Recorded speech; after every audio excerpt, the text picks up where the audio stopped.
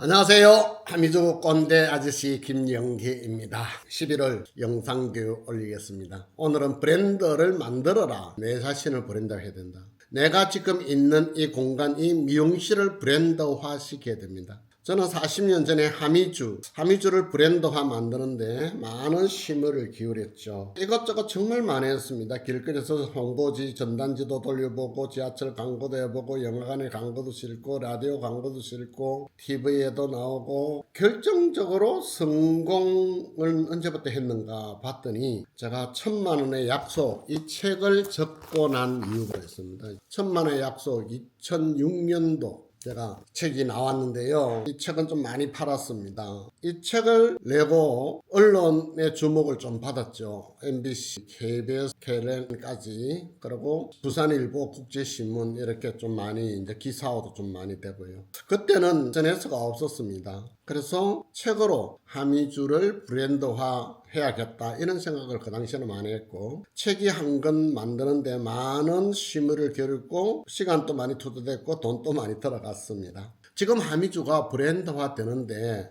이 책이야말로 정말 크게 기여를 했다. 그 이후에 나온 책이 간절함으로 운명을 이겨라. 이 두 권의 책이 일반 시민들한테 알려준 것보다 미용실의 홍보는 최고였습니다. 그 이후부터 해가지고 하미주에서 직원 모집하는데 굉장히 순조로웠죠. 하미주 홍보에 밑받침이 되었다고 생각을 하는데요.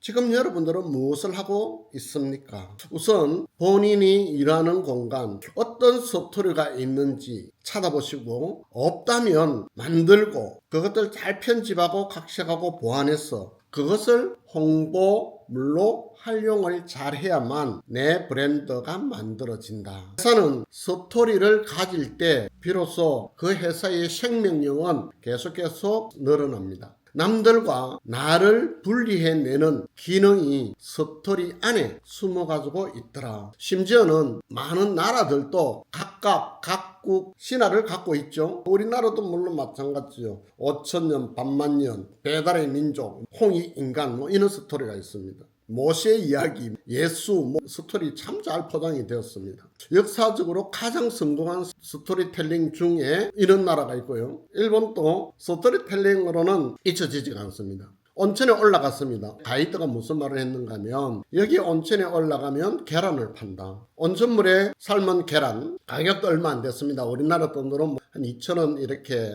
좀 됐는데, 한 개 먹으면 3년을 오래 살고, 삶은 계란 2개를 먹으면 6년 오래 살고, 3개를 먹으면 9년을 오래 산다. 그래서 여기에 온천을 하고 관광을 한 분은 다 수명이 9년 늘어난다. 그런데 4개를 계란을 먹으면 오래 살지 못한다. 이런 이야기를 가이드가 마이크를 잡고 이야기를 하는 겁니다. 그렇게 하고 한두 시간 올라가서 니꼬 온천에 올라갔습니다. 분화구에 갔습니다. 그런데 간 사람들이 전부 다 하나같이 계란을 안 먹는 사람이 없었는데 4개 먹는 사람 한 사람도 없었고요. 전부 다 2개, 3개 다 먹었습니다. 이게 뭡니까? 스토리텔링입니다. 가이드가 이야기하는 이야기. 올라가 보니까 실제 온천물 볼볼 끓는 데서 끓였던 삶은 계란, 전부 다 계란을 먹고 있습니다. 이게 스토리텔링이 아닌가. 자, 여러분들도 이렇게 스토리텔링을 잘 활용하면 여러분들을 기억할 것입니다. 저는 요즘 와서 옛날에도 그랬습니다. 스토리텔링, 개인에 대한 스토리텔링도 많이 했습니다. 지금 여러분들 이런 소리 들어봤는지 모르겠습니다. 사랑합니다 고객님, 이거 제가 만드는 겁니다. 만드는 거 아니죠. 있던 걸 내가 먼저 썼을 뿐입니다. 99년도에. 그리고 친구들에게 모여가지고 건배를 하게 되면 제일 낫다.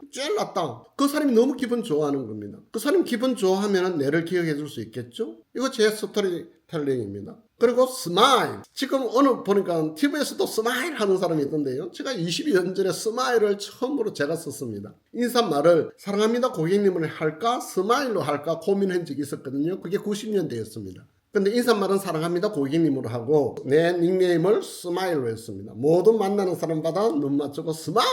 자, 내가 웃어주는데 싫어할 사람 없지 않습니까? 제 자신의 스토리텔링, 제 자신을 이렇게 브랜드화를 시켰습니다. 죄를 아는 많은 사람들, 저는 잊어버려도 저를 잊어버리지 않습니다. 저 아저씨가 스마일이야. 야, 여러분들도 마찬가지입니다. 미용실에서도 또 바깥에서도 내 자신을 브랜드화시켜라. 스토리텔링을 만들어주라. 그렇다면 당신의 지금 다니고 있는 미용실 어떤 스토리가 있는지 확인해 보세요. 스토리가 없는 미용실은 없습니다. 예를 한번 들어볼까요? 얼마 전에 보니까 우리 미용실에 근무하시다가 용호동에 하나님이 오픈을 하셨던데요. 저한테 카톡이 왔어요. 아저씨 내 오픈했습니다. 축하해 주세요. 그러면은 그 미용실 스토리 만들면 이렇게 만들 수 있습니다. 나는 몇 년도에 미용을 시작을 했다. 미용실 몇 군데를 거쳤다. 어떤 미용실에 실장을 했고 어떤 미용실에는 점장을 했고 어떤 미용실에는 수석 디자인을 했다. 그런 많은 경륜 경험을 가지고 지금 이 미용실을 오픈했다. 용호동에서 최고의 미용실을 만들 것이다. 여러분들 기대에 부응하겠다. 자, 그러면은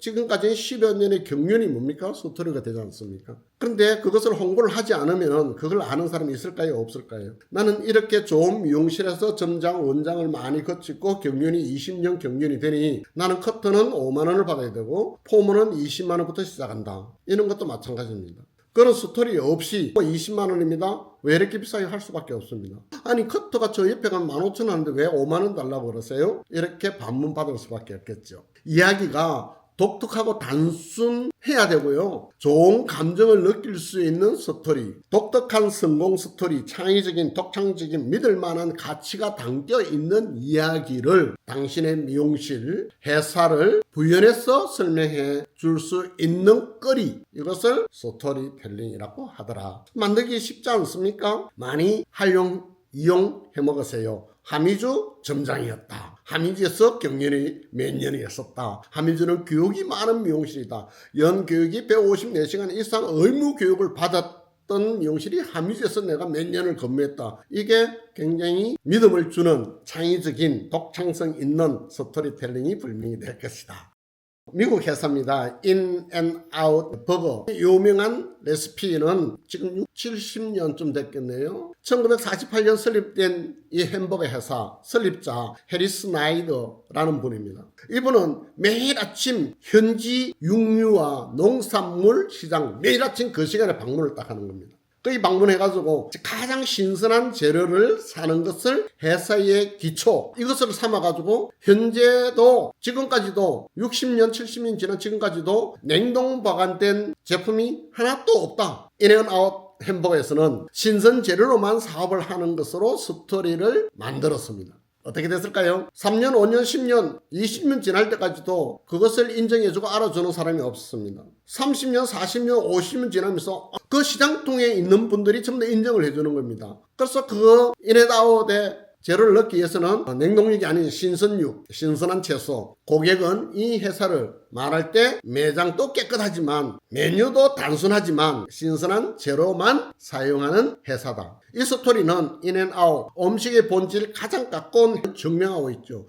음식의 본질은 뭡니까? 청결이겠죠. 음식의 본질은 뭐겠습니까? 신선도 아니겠습니까? 당신이 다니고 있는 회사 스토리를 담으세요. 그런 소재가 없다면 만들면 됩니다. 제가 이야기했던 내용을 조금만 간추려 보시면 여러분들도 아주 예쁘고 심플한 스토리를 충분히 만들 수 있을 것이라고 생각하고 그 스토리를 잘 활용하게 되면 그 지역에서 1등 또 나아가서는 이 나라에서도 1등 되는 미용실의 CEO가 될 것입니다. 결국은 회사 브랜드와 연결되며 회사의 안전 역할을 하게 될 것이고 이렇게 만들어진 브랜드 스토리를 활용을 잘해야 되겠죠? 어떻게 홍보하는지 여러분 알아야 될 거 아닙니까? 홍보 관련된 것은 2부에서 다시 올리겠습니다. 11월 1부 영상교육 여기까지 하고 2부 기대해 주세요. 감사합니다. 스마일!